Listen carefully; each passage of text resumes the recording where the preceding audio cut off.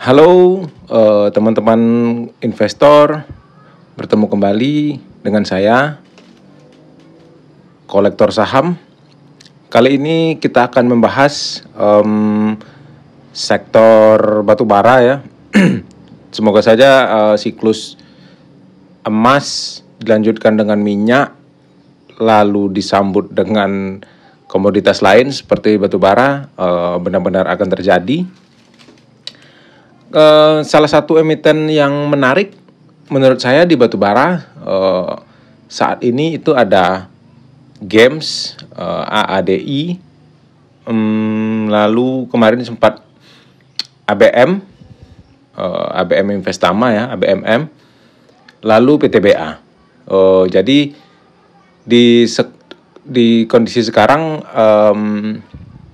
si Games masih belum memberi kesempatan untuk saya masuk karena saya ingin masuk di range sekitar 6.000 sampai 7.000. Lalu PTBA saya ingin masuk di bawah 2.300 dan ABM saya ingin di harga 2.500. Jadi walaupun mungkin nawar saya kebangetan ya, namun saya tidak nawar di satu emiten saja. Jadi saya jaring di 5 emiten misal seperti itu kan. Salah satu mungkin ada rezeki saya, jadi saya bisa dapat di harga yang saya inginkan gitu. Jadi kalau nggak dapat semuanya ya nggak masalah ya. Sekarang AADI salah satu emiten yang cukup menggemparkan semenjak IPO, dijual di harga yang sangat murah di sektornya di batubara komoditas ya. Kala itu di IPO AADI dijual di per 2,8 atau 2,9 gitu ya, dan PBV di 1,4 atau 1,7 gitu. Ya cukup murah lah intinya di momentum yang juga ketika batubara masih lumayan tinggi. Jadi valuasi nampak sangat amat murah. Saya ikut IPO-nya dan saya jual di harga 8.000. 8.000 apa 6.000 gitu. Pokoknya nggak sampai puncak saya udah jual. Nggak dapat banyak karena saat itu pembagian merata, hanya 4 lot ya untuk di bawah 100 juta. Oke. Judulnya saham batubara paling underrated di 2025, bahkan sejak IPO ya. Ini alasan AADI bisa cuan besar. Jadi kita tidak akan membahas seperti biasanya, di mana biasanya kita akan membahas hal-hal baku seperti PBV, terus juga laporan keuangan ini itu. Kita akan membahas hal-hal yang mungkin sering menjadi pertanyaan di beberapa investor atau di benak orang umum, bahkan untuk bukan orang yang berada di bursa saham ya. Jadi hal-hal pertanyaan seperti berapa sih produksi AADI selama 1 tahun, atau berapa sih keuntungan AADI, berapa persen sih gitu ya. Jadi kita akan menghitung secara bahasa umum, bukan bahasa ekonomi, bukan bahasa tambang. Ya mungkin agak sedikit bahasa tambang lah ya. Oke, yang pertama cadangan batubara, di mana AADI berada sejajar dengan Bumi, di mana Bumi selama ini terkenal dengan cadangan batubara terbesar di Indonesia dan dengan volume produksi tahunan yang terbesar di Indonesia, di mana anak usahanya yaitu KPC sangat terkenal. Mungkin teman-teman yang berada di Pulau Jawa ataupun perkotaan agak asing dengan atau kurang mendetail untuk mengetahui seluk-beluk tambang-tambang seperti ini ya.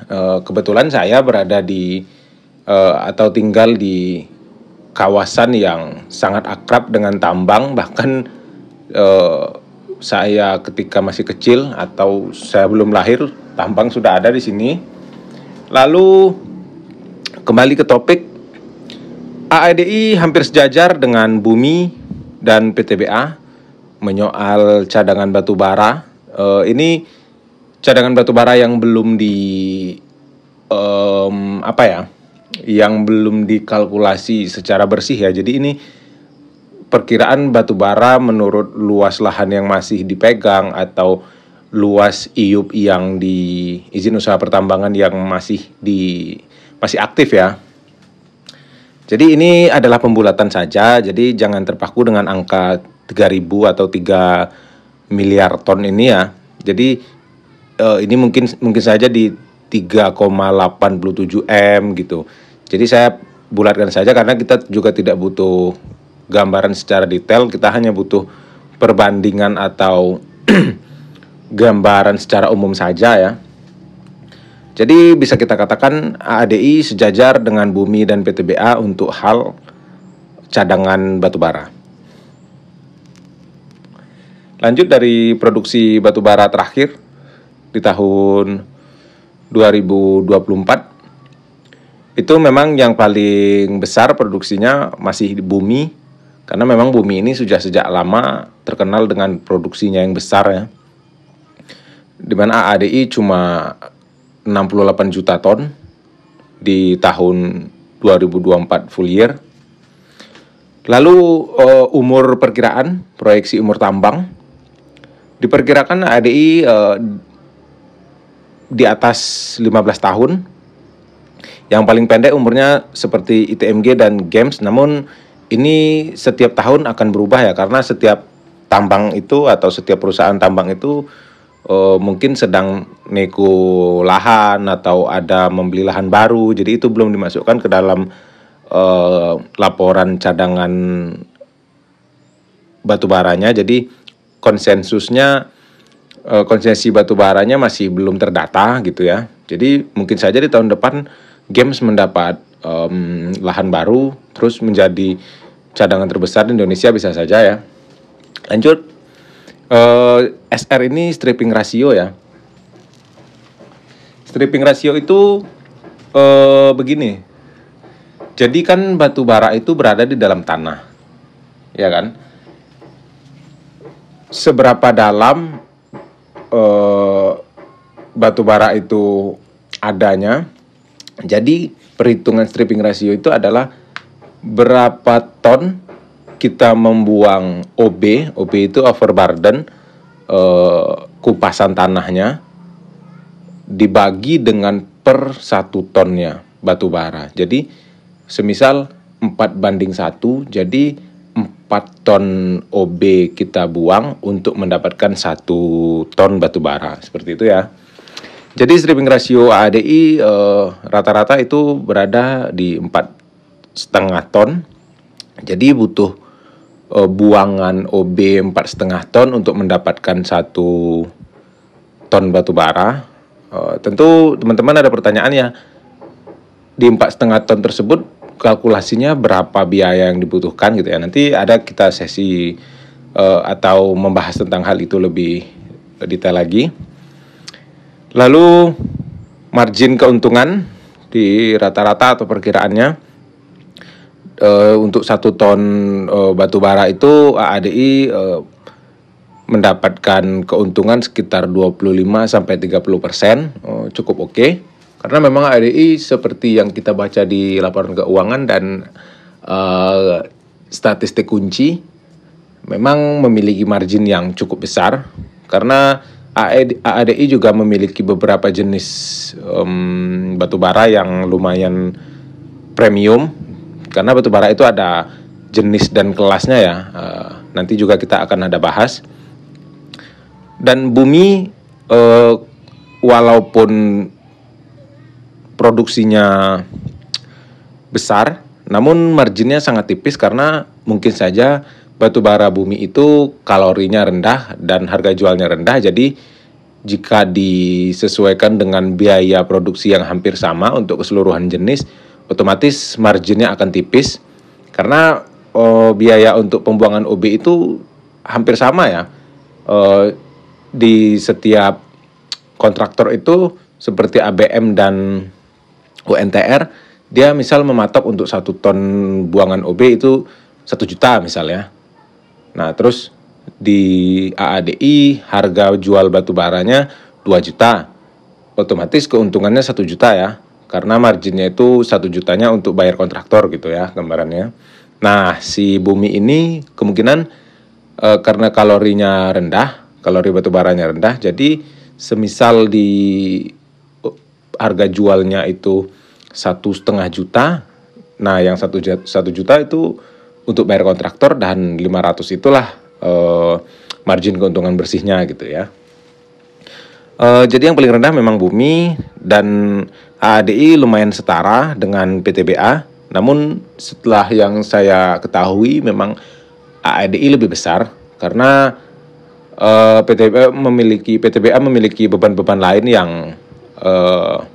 lumayan mempengaruhi margin tersebut. Ya maklum lah ya, BUMN sama-sama tahu ya. Dan yang tertinggi itu adalah ITMG. Karena setahu saya ITMG ini bisa besar itu karena efisiensi di gimana ya? Misal si ITMG ini punya tambang yang dekat dengan pelabuhan misalnya. Jadi dia mempunyai selisih biaya angkutan lebih kecil daripada yang lain, daripada perusahaan lain gitu ya. Ya hal-hal serupa demikian lah. Jadi margin keuntungan di TMG paling tinggi 30%.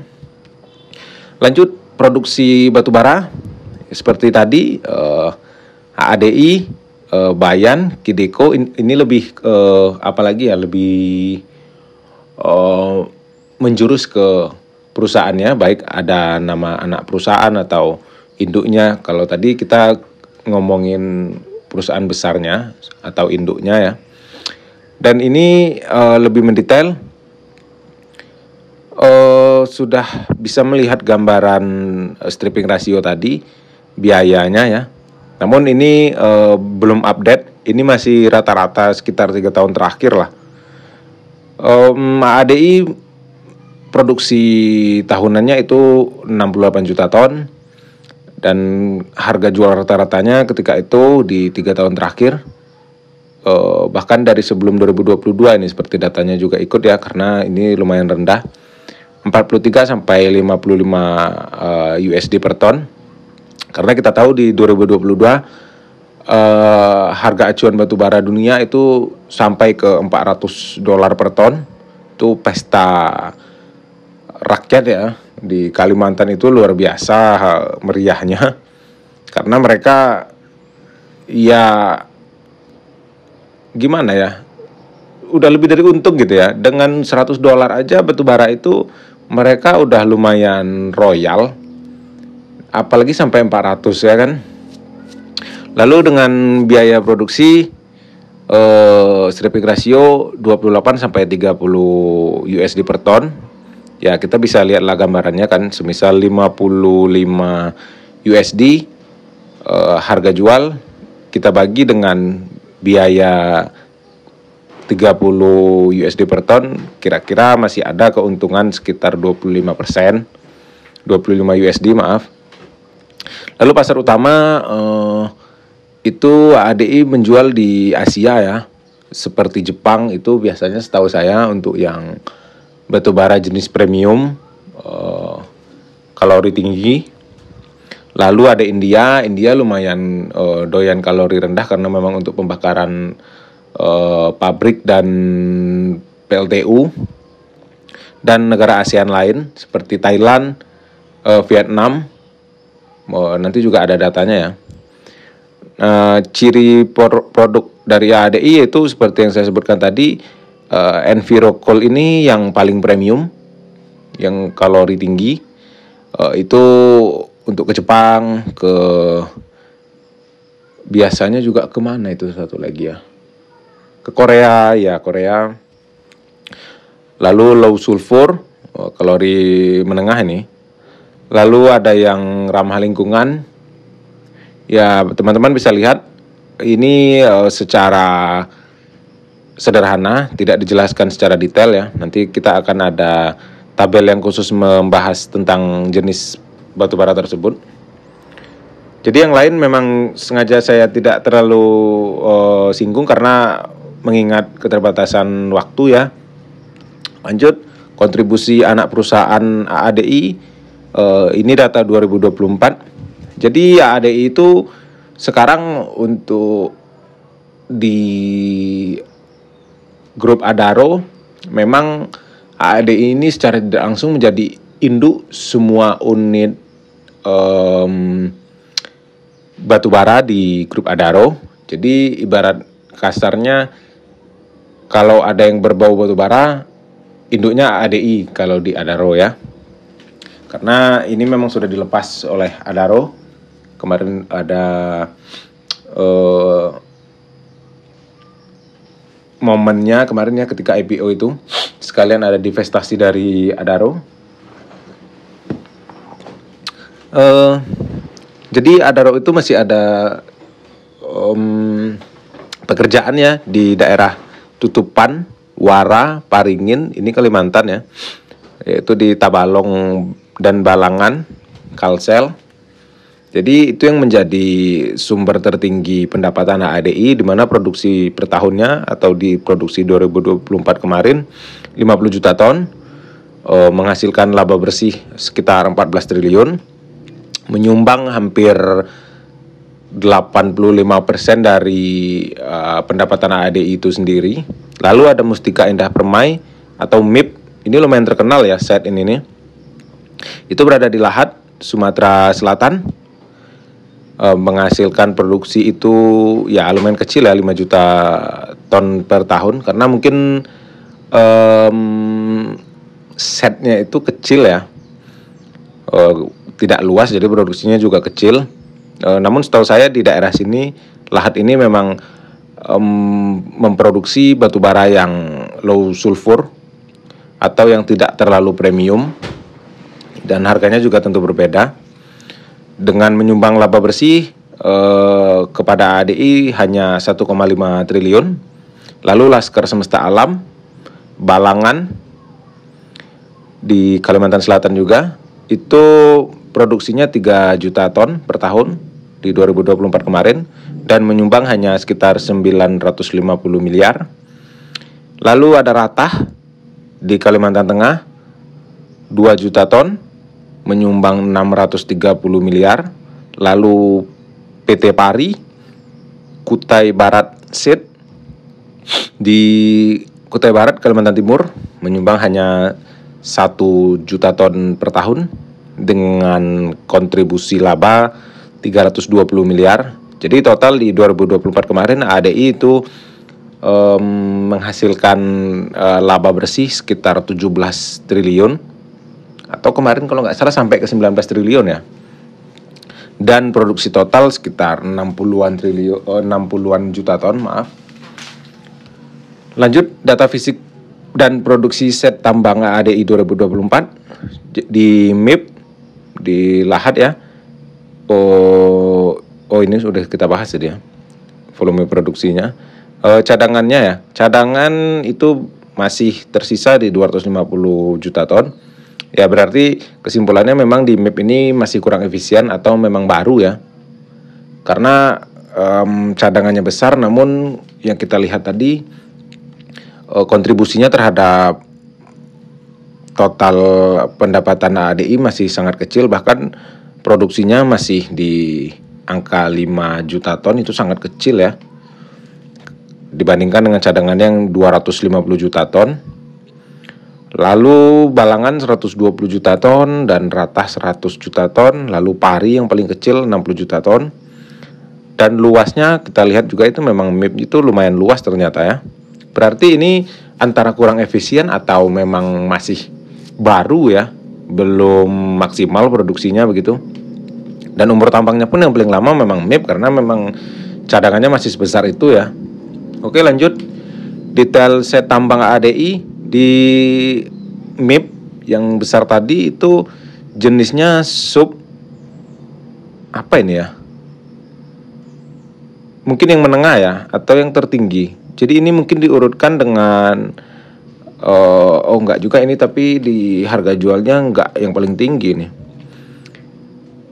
Tapi tadi saya sempat bikin tabel yang khusus penjelasan jenis-jenis itu sih. Nanti mungkin ini bisa kita skip dulu ya, kalorinya dan penjelasan jenis. Jadi pelanggannya aja, MIP itu fokus ke lokal, ke PLN, dan ekspornya ke India. Biaya strip rasionya yaitu 450.000, ini dalam rupiah ya. Dan harga jualnya lumayan, marginnya lumayan ya, di 980. Berarti marginnya sekitar 530. Dan ini selanjutnya teman-teman juga bisa baca, karena balangan ini yang lumayan premium, karena kita lihat di situ harga jualnya di atas 1 juta. Ke Korea dan Jepang ya, seperti yang saya sebutkan tadi, memang setahu saya Korea dan Jepang itu hanya mengimpor batu bara yang premium, yang itu biasanya tidak menghasilkan abu yang setara dengan batu bara yang kalori rendah ya. Ini kalori tinggi. Lanjut, ini dia jenis dan grade batu baranya ya. Jadi ada yang namanya itu Envirocoal. Envirocoal itu kalorinya 4.000 sampai 4.200. Karakteristiknya dia low ash, ini rendah abu ya. Lebih abu yang dihasilkan dari pembakarannya lebih sedikit dibanding grade lain atau yang kalorinya lebih rendah. Sulfurnya juga lebih rendah. Dan target pasarnya memang itu seperti Jepang, Korea yang tadi kita lihat ya. Karena harganya juga berbeda. Umumnya itu berada di 2 kali lipatnya jenis atau grade yang dipakai di pembakaran di PLN itu, setahu saya. Lalu blend coal ini yang dicampur, jadi jatuhnya ini middle ya, middle class. Envirocoal itu dicampur biasanya 30 banding 70 atau 40 banding 60. Jadi menyesuaikan tergantung permintaan buyernya. Jadi misal kalori 3.000 atau di bawah itu dicampur dengan 30% Envirocoal, itu lumayan menaikkan harga jual. Jadi itu udah sangat umum ya di dunia pertambangan batubara. Memang seperti itu, karena memang tergantung permintaan buyer, tergantung penggunaannya juga. Lalu ada metallurgi coal, ini seperti produk yang dihasilkan oleh ADMR. Jadi batu bara yang dihasilkan itu kalorinya sangat tinggi, bahkan sangat sayang jika hanya digunakan untuk pembakaran ya. Jadi ini digunakan untuk industri baja. Jadi ini beda, sebenarnya untuk jenis ini beda segmen atau beda tujuan penggunaannya lah gitu. Jadi ke Asia biasanya ini, kalau nggak salah ke Cina ini. Tapi Cina juga banyak impor apa sih yang rendah kalori juga, karena mereka juga menggunakan PLN dan pabrik yang butuh kalori rendah. Lanjut, harga jual berdasarkan jenis atau grade. E4000 tadi ya, Envirocoal tadi itu yang paling tinggi, itu sama ini yang E4000 dan E5000 ini termasuk ke dalam Envirocoal. Jadi harga jualnya berkisar di antara 43 sampai 55 USD per ton. Ya untuk Jepang dan Korea memang hanya impor yang tinggi ya, yang premium. Ya teman-teman bisa baca sendiri lah ya. Ini sepertinya untuk khalayak umum memang sudah banyak yang paham, karena ini adalah pengetahuan yang umum untuk teman-teman yang sering mengulik tentang hal-hal seperti ini ya. Lanjut, distribusinya atau market share-nya AAD ini di Indonesia, karena memang ada DMO, itu berada di 26%. Namun ini secara lapangan kadang hampir di 40-50% ya penjualan total batubara AAD ini untuk lokal, karena memang ada peraturan pemerintah ya sering berubah lah gitu ya. Jadi harus dipatuhi demi kelancaran usaha. Dan yang paling kecil itu di negara-negara yang masih belum menjalin kontrak panjang terhadap Indonesia atau batubara ya, seperti Vietnam dan Thailand itu lumayan kecil tapi ada impor batubara dari Indonesia. Asia Timur Laut ini seperti Jepang, Korea ya, lumayan itu. Makanya ADI ini secara total keseluruhan margin bersihnya itu atau mungkin ROE dan net profit marginnya itu tinggi karena dia lumayan tinggi persentase penjualannya ke produk premiumnya ya. Jadi tidak seperti BSSR yang fokus terhadap kalori rendah. AAD ini walaupun tidak hanya menjual kalori tinggi, namun buyer untuk kalori tingginya sudah lumayan oke ya dengan AADI. Jadi pembeliannya juga cukup besar. Jadi itu yang membuat AADI ini seperti saat ini, yaitu terkenal dengan profitabilitasnya yang tinggi. Statistik operasional produksi dan penjualan. Produksi batubara dari 2021 ke 2024 itu mengalami peningkatan jumlah produksi yang cukup signifikan ya. Apalagi di 2022 karena kita tahu harga batubara sedang tinggi-tingginya, otomatis semua perusahaan batubara tentu menggenjot produksi untuk mengejar keuntungan karena momennya tidak ingin mereka lewatkan, karena semua orang tahu $400 per ton itu tidak akan selamanya ya. Jadi mereka memanfaatkan semaksimal mungkin. Dan di 2024 yang paling besar karena mungkin untuk mengimbangi penurunan harga acuan tersebut, perusahaan-perusahaan menyiasatinya dengan menambah produksi, ya itu umum terjadi ya. Namun sejauh ini memang cukup berhasil. Di AADI tidak terlalu begitu nampak jomplang dari 2023 atau 2022 ke tahun ini atau ke tahun 2024 ya. Dari sisi EPS kita masih melihat ya masih so-so lah, masih tidak terlalu parah. Yang paling parah itu kita bisa lihat di MBAP, dari EPS yang hampir 10.000 kalau nggak salah waktu itu, saat ini cuman ratusan rupiah, ratusan perak. Ya itu karena memang MBAP tidak bisa menutup selisih penurunan harga batubara atau harga jualnya dengan volume produksinya. Ya mungkin ya beda-beda kasus, beda perusahaan beda kasus lah, beda tantangan begitu ya. Ini yang stripping ratio tadi.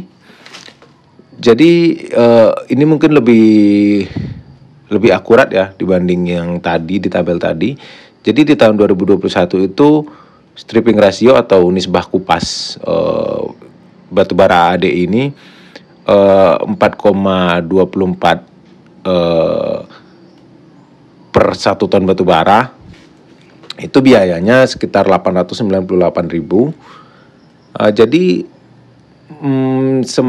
kita perhatikan semakin tinggi harga batubara atau semakin hype-nya batubara, memang tarif kontraktor itu mematok juga lebih tinggi ya, wajar karena di saat yang sama pasti harga beban untuk kontraktor juga naik, seperti harga minyak atau minyak solarnya ya, atau harga sewa alatnya, atau juga mereka butuh tambahan karyawan untuk menggenjot target, jadi otomatis menambah beban gaji juga ya kan. Jadi memang ketika 2022 itu naik ke 1.400.000 biayanya, namun di harga segitu pun margin ADI masih sangat tebal ya, ya bayangkan aja 1 tonnya $400 ya. Ya walaupun secara aktual mungkin terjual di kisaran $300. Ya inilah, jadi sekarang mungkin hampir sama dengan tahun 2021 biayanya yang menyesuaikan. Lalu margin kotor per ton batu baranya ya, ini yang seperti yang tadi ya, kita skip. Lalu kinerja keuangan, nah kita mulai ke dalam kinerja keuangannya, mulai serius ya. Tadi untuk umum, terlalu umum. Jadi pendapatan usaha di 2022 itu lumayan jomplang dengan tahun-tahun terakhir, tahun-tahun terkini ya. Dimana pendapatan usahanya ini dalam ini data saya nih salah konversi kayaknya ini. 9, iya gambarannya beginilah, mungkin penurunannya aja yang kita bisa lihat. Jadi pendapatan usahanya itu katakanlah pendapatan kotor itu 119 T dengan laba bersih 36 T. Lalu di 2023 itu 91 dan laba bersihnya 19 T. Yang kita menjadi perhatian di sini adalah total aset ya, dimana penurunan total asetnya itu sangat signifikan karena memang ini juga masuk dalam perhitungan cadangan total tadi ya, itu termasuk dan juga dikalikan dengan harga acuan terkininya pada saat itu. Jadi tentu membuat asetnya juga ikut menurun. Dan liabilitasnya terus terjaga, AD ini sangat rendah utang dan oke untuk manajemennya ya, bisa kita apresiasi. Bahkan terus menurun ya, walaupun ada sedikit peningkatan di tahun 2024. Namun biasanya utang jangka pendek itu setiap tahun itu lumayan berkurangnya sangat signifikan kalau di ADI, karena utang jangka pendeknya itu memang habis per tahun seperti itu ya. Ekuitasnya juga terus meningkat, bahkan di peningkatan di 2023 itu adalah sebuah hal yang patut kita apresiasi karena di momentum itu penurunan harga batu bara masih terus berlangsung, dan di 2024 saat ini berada di 52 T ya, masih oke lah dibandingkan dengan di 2022 yang batu bara sangat booming, masih tidak terlalu jauh atau signifikan penurunannya. Dan kas atau setara kas dari AAD ini cukup menarik karena sangat besar.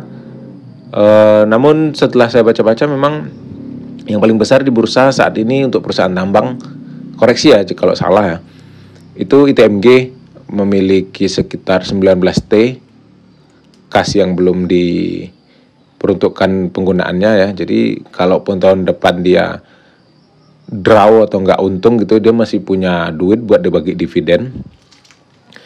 Jadi karena memang AAD ini dikatakan dari awal memang tidak membagikan dividen untuk tahun buku 2024 ya. Jadi yang bisa kita harapkan adalah tahun buku 2025 dibagikan di tahun 2026. Ya untuk saat ini jika memang masih seefisien ini manajemennya, tentu di tahun 2025 walaupun ada penurunan, kas yang ada ini tentu akan ditambah dengan pendapatan yang baru itu lumayan menarik. Ini yang menjadikan AADI sangat menarik. Dalam setahun ke depan itu akan menambah kas AADI untuk dibagikan ya, walaupun 40%-nya ya nanti kita akan ada bahas tentang itulah ya. Lanjut, kinerja keuangan year on year ini pertumbuhannya secara pendapatan kotor atau keseluruhan itu berkurang atau menurun 10,3%, dan volume penjualan tentu meningkat karena produksi digenjot ya. Secara keseluruhan untuk stripping ratio masih sama, dan ini aspek-aspeknya teman-teman bisa lihat. laba bersih terakhir di 18T ya, harga jual rata-rata itu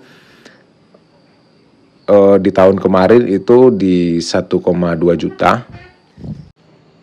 Lalu ada EBITDA ya, ini pendapatan perusahaan yang belum dihitung bunga, pajak, depresiasi atau amortisasi juga. Pokoknya pendapatan sebelum yang lain-lain lah, sebelum penyusutan juga gitu ya.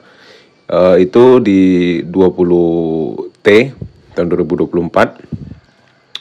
Lanjut kita ke pertumbuhan volume produksi terhadap laba. Terakhir di 2024 volume produksinya yaitu di 68 juta ton ya, seperti data tadi mirip-mirip.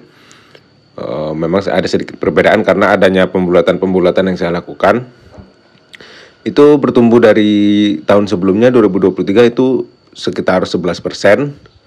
Dengan harga jualnya itu lebih murah 19% daripada tahun 2023. Lalu laba bersihnya ya kita sudah bahas secara detail ya tadi ya.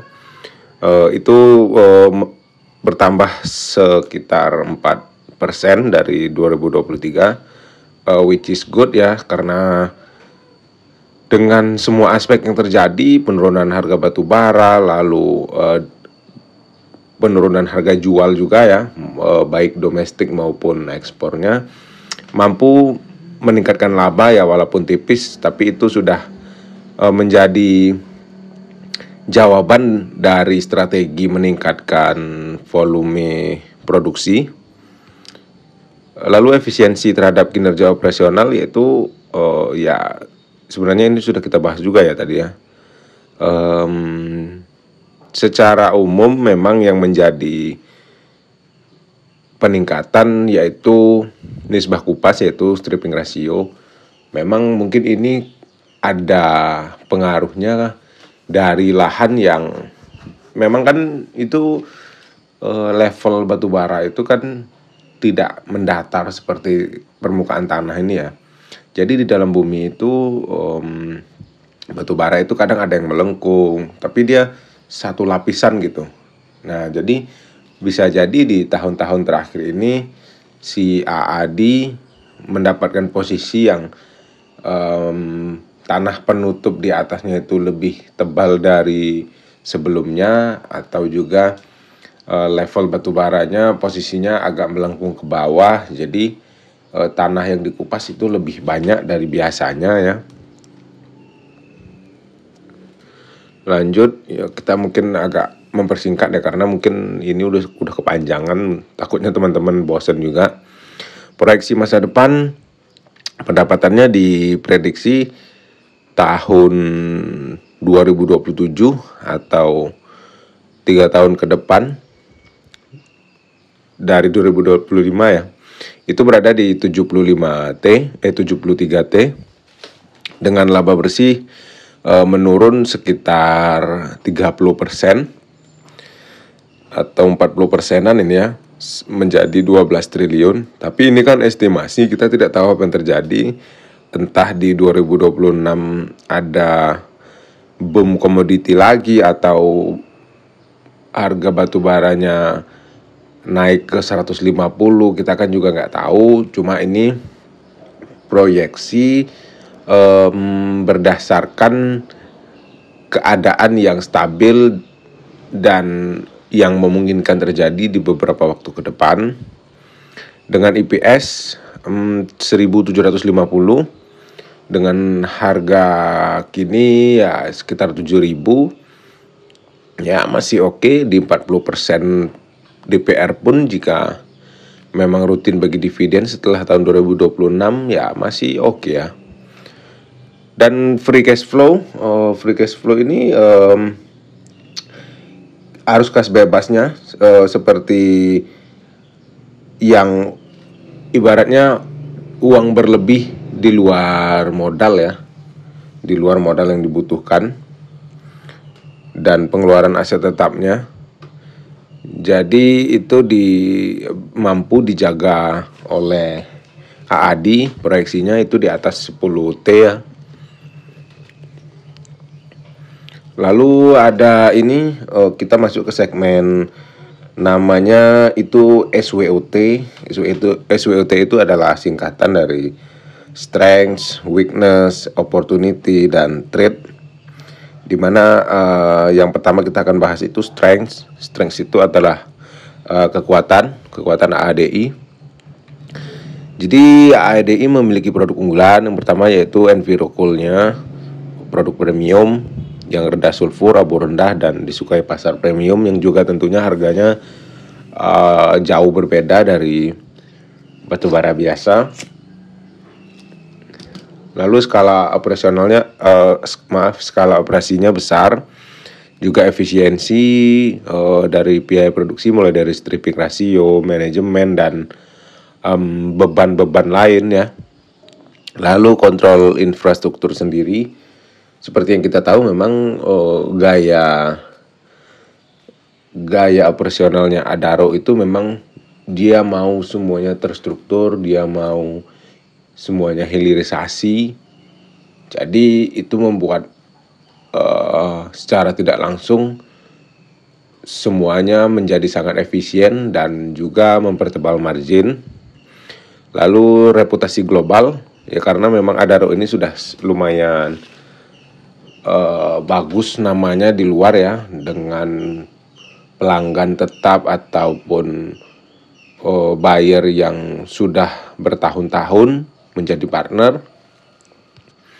Lalu yang kedua ada kelemahan AADI, weakness ya, yaitu ketergantungan pada batu bara, karena memang 100% setelah AADI terpisah dari Adaro, memang AADI memikul sendiri seluruh segmen batu bara yang ada di Adaro. Jadi bisa kita katakan memang AADI adalah batu baranya Adaro, ketua gengnya ya.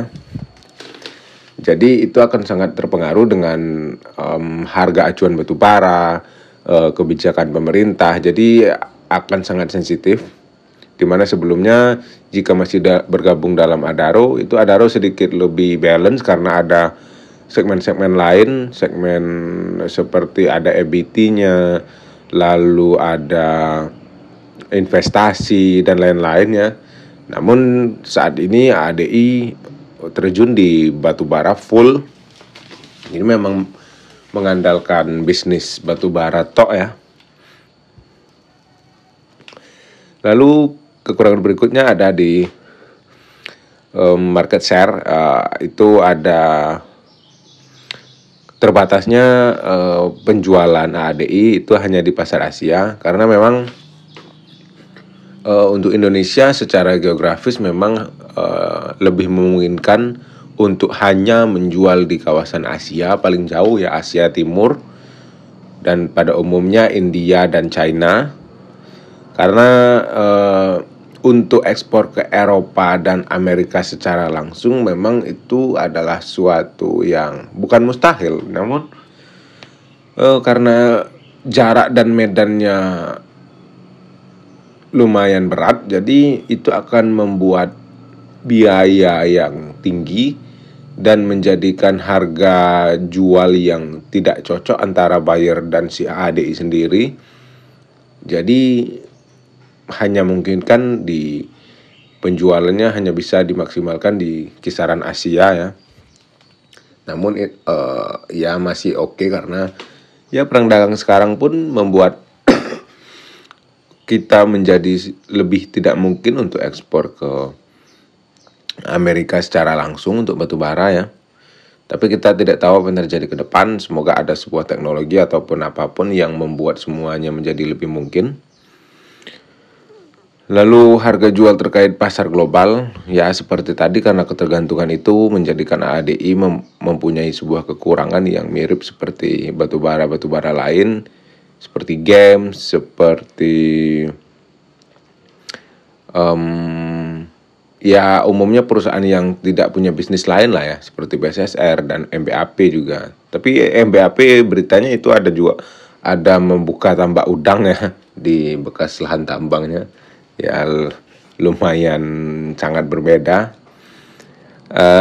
Lalu dari pasar domestik DMO, ya adanya peraturan pemerintah membuat, ya selain memang adanya kepastian pembeli walaupun dengan harga rendah, namun hal itu juga akan membuat atau menjadikan sebuah kekurangan ketika em, harga jual di luar itu lumayan, lalu produksi tidak bisa ditingkatkan secara signifikan. Tentu hal itu tidak, maksudnya hal itu bisa membuat AADI tidak bisa memaksimalkan momennya. Jadi ketika harga naik, semisal dia produksi 100 juta ton, misal ada peraturan pemerintah DMO itu 50% produksi harus disumbang ke, bukan sumbang, 50% produksi harus dijual secara DMO ke PLN, tentunya dengan harga jual yang jauh di harga acuan.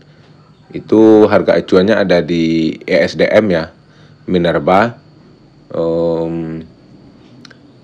Jadi ya namanya juga di Indonesia ya, hal-hal tersebut adalah wajar. Lanjut, yang ketiga ada opportunity, yaitu peluang dari ADI. Pasar baru Asia Selatan dan Afrika. Seperti kita tahu, sekitar tahun 2021 atau 2022, Adaro mulai menjalin mitra-mitra baru seperti di Afrika ya, kemarin beritanya itu. Jadi di sana itu ada PLTU batubara yang lumayan dikatakan baru ya, dan mulai berkembang. Jadi Adaro mulai merambah atau membuat kontrak-kontrak baru di daerah sana, di mana yang sebelumnya belum pernah dijajal. Ya secara kasat mata memang itu adalah hal yang sangat baik, namun itu juga adalah sebuah tantangan di mana Adaro juga harus memproyeksikan bebannya, karena peningkatan produksi yang dibutuhkan tentu tidak bisa seperti proyeksi sebelumnya, karena ini adalah memiliki pasar baru. Jadi tentu ke depan jika ini memang terrealisasi, produksi yang ditingkatkan tentu akan lebih signifikan. Jadi Adaro juga harus siap dengan segala perhitungannya. Lalu pengembangan energi baru, ekspansi ke energi hijau, PLTS, hidrogen dan lain-lain. Tapi untuk saya pribadi, saya cukup pesimis tentang hal ini ya. Saya lebih, ya walaupun dikatakan memang kekurangannya, tapi saya lebih suka jika memang ADI tetap fokus di batubara, karena menurut saya batubara ini tidak akan mati. Itu hanya narasi ataupun kecap ya. Ya sebuah mungkin teman-teman sudah tahu, namun juga mungkin teman-teman yang berbeda pendapat, saya mohon maaf karena ini hanyalah pendapat saya. Lalu transformasi digital tambang, teknologi dan big data mining untuk efisiensi ya. Adaro cukup terkenal dengan teknologi-teknologi yang mereka miliki. Tentunya saya pernah ini ya, teman-teman yang ada di tambang Adaro sering bercerita bahwa dalam beberapa tahun terakhir mereka memiliki sebuah aplikasi yang salah satunya itu untuk menjaga jam tidur para karyawan, karena itu lumayan sulit untuk didisiplinkan ya. Jadi Adaro membuat sebuah aplikasi yang ya cara kerjanya itu akan memantau HP si karyawan untuk mati di jam tertentu. Jadi ini tujuannya untuk mengurangi insiden di tambang, dan juga ini masuk menjadi efisiensi, karena insiden itu membuat kerugian ya. Jadi semakin rendah kerugian, semakin jarangnya insiden, tentu profit akan semakin besar. Lanjut, green coal branding ya, Enviro Coal bisa dijual dengan premium price di pasar ESG. Ya seperti yang tadi, sejauh ini memang pasarnya hanya Korea dan Jepang ya. Namun semoga ke depan lebih berkembang lagi tentunya. Yang terakhir ancaman, em, jadi ada transisi energi global, negara tujuan mulai mengurangi batu bara untuk net zero emission. Jadi ya seperti yang saya katakan tadi, menurut pendapat pribadi saya tidak percaya hal-hal ini, di mana ini hanyalah trik-trik paus besar untuk menjadikan atau membuat area-area bottom untuk mereka memiliki barang. Jadi bagi ya teman-teman yang sependapat dengan saya mungkin mampu memaksimalkan narasi-narasi ini menjadi kesempatan dapat di harga bottom. Lalu regulasi ekspor dan lingkungan ya yang tadi ya pemerintah, lalu cuaca dan logistik. Ya sebenarnya ini memang ancaman, namun mereka tim Adaro pasti sudah hafal dan sudah mempunyai solusinya tentang menyiasati cuaca. Di mana Kalimantan itu memang di akhir tahun sering ada angin atau badai gitu ya, atau setidaknya hujan melulu tiap hari begitu, karena itu menghambat produksi. Namun Adaro pasti sudah mempunyai solusi, entah itu menggenjot produksi di awal tahun dan lain-lain ya. Kita sangat percaya dengan manajemen. Lalu persaingan harga batu bara dari Rusia, Australia dan produsen lainnya. Ya, nah ini juga sebenarnya bukan ancaman yang besar atau serius ya. Ini hanya tantangan bagi manajemen, bagaimana strateginya, bagaimana ya mereka bisa lah. Karena ini namanya bisnis, namanya jualan, tentu hal-hal seperti ini sangat biasa ya. Kesimpulannya, mengapa ADI unggul dibanding yang lain, yaitu kita tidak akan bahas satu persatu ya karena mempersingkat waktu. Yang pertama, infrastruktur dan biaya rendah, lalu cadangan dan umur tambang, lalu margin dan profitabilitasnya tinggi, ROE-nya tinggi, diversifikasi pasar, lalu yang kedua seberapa menjanjikan untuk jangka panjang. Jadi ADI arus kasnya besar dan capexnya terkendali, juga pertumbuhan volume per tahunnya sangat baik, kebijakan dividen dan buyback ya walaupun belum terrealisasi ya, dan cadangannya melimpah.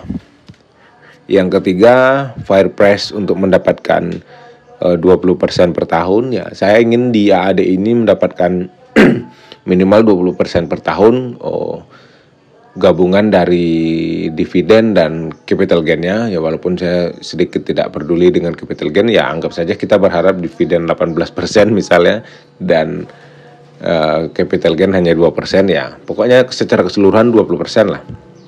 Jadi EPS di 2024 2.650-an, yang kita inginkan 20% per tahun. Jadi modelnya seperti ini, asumsi payout-nya kan ada Adaro ini 40-45% ya. Jadi kita maksimalkan menjadi 45% dengan hasilnya yaitu DPS sebesar 1.195 dan asumsi growth-nya itu ROE-nya dikali 1 payout yaitu 17,9%, dan dari hitungan tersebut harga wajarnya yaitu menghasilkan 56.900. Seperti terdengar aneh ya, sangat tinggi, namun ya begitulah data mengatakan seperti itu ya. Kita coba dengan pendekatan lain yaitu PI konservatifnya seperti ini bla bla bla bla bla. Jadi melalui pendekatan PI kita mendapatkan harga wajar yaitu di sekitar 21.240, namun untuk margin dan 20% tujuan kita tadi, harga wajarnya itu lebih konservatif lagi di 13.275. Dan ini rekomendasi entry, namun disclaimer ya, ini menurut perhitungan saya saja. Spot saat ini 6.000 sampai 7.000-an ya. Under value itu 50% dari sektor yang sama.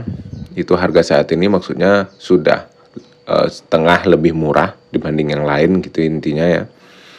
Dan potensi upside total yang kita ingin yaitu 20% per tahun. Jadi titik terbaik untuk entry yaitu sekitar 13.000. Jadi bisa kita katakan di saat ini masih oke, 7.000 masih murah ya. Jadi ada yang lain ini, ADI menawarkan margin tinggi. Kesimpulan terakhirnya ya, ROE terbaik, arus kas kuat dan cadangan melimpah menjadikan pilihan utama. Investor jangka panjang dapat entry di bawah 7.000 ya, dimana saya sendiri membuat auto buy di 6.000. Kemarin itu sempat tidak kena ya, bukan tidak kena, ketika harga turun kemarin saya tidak ada cash. Dan 13.000 ya, 13.000-nya kita skip ya, karena saya tidak akan beli di atas 8.000 sebenarnya, untuk tetap mendapatkan minimal 20% per tahun. Dan kita berharap sama-sama semoga memang perkataan manajemen yang tahun buku 2025 itu dibagikan di tahun 2026 semoga terrealisasi. Saya bisa memberi alasan kenapa 6.000 yang saya pilih. Karena saya nggak ada tabelnya juga ini ya. Saya sudah hitung itu di EPS ada ini kalau nggak salah ya. Bentar. Jadi di EPS di 2025, aduh nggak ingat saya lagi, udah tambahin ini. Jadi ya intinya gitulah. Semisal ya di EPS 2025 ini turun 50% dari EPS hari ini 2024, itu saya masih bisa mendapatkan di atas 10% jika saya tetap memiliki di harga 6.000. Karena sekarang kan IPS-nya itu sekitar 2.600 ya. Kita bagi dua itu sekitar 1.300 sampai 1.400 lah. Jadi 40%-nya dari 1.400 itu masih ada di kisaran 600-an. Jadi masih di atas 10%, dan itu masih oke. Karena IPS juga belum tentu akan turun sampai 50% di tahun depan, begitu maksud saya. Bisa saja naik, dan kalaupun itu hal-hal terjadi yang lebih buruk, ya itulah yang menurut saya paling buruknya, turun 50%. Jadi ya menurut saya risk and rewardnya di 6.000 itu lumayan oke. Ya berhubung video ini sudah terlalu panjang ya, jadi saya mungkin sudahi dulu. Dan sekali lagi disclaimer, ini bukan ajakan jual beli, ini hanya pandangan saya. Tapi sepertinya saya mulai candu untuk membuat video yang tidak terlalu baku tentang pembahasan saham-sahamnya ya. Jadi seperti ini atau seperti Big Bang kemarin. Jadi kita melihat dari sisi investor umum ataupun bahkan dari sisi non-investor, seperti apa sih yang diproduksi AAD atau berapa sih untungnya. Nah gitu ya. Jadi tidak umum seperti pembahasan-pembahasan tentang saham. Ya nantilah kalau ada hal-hal menarik lagi saya akan bikin videonya tentang emitennya ya. Oke, terima kasih sudah menonton. Semoga bertemu di video selanjutnya. Sampai jumpa.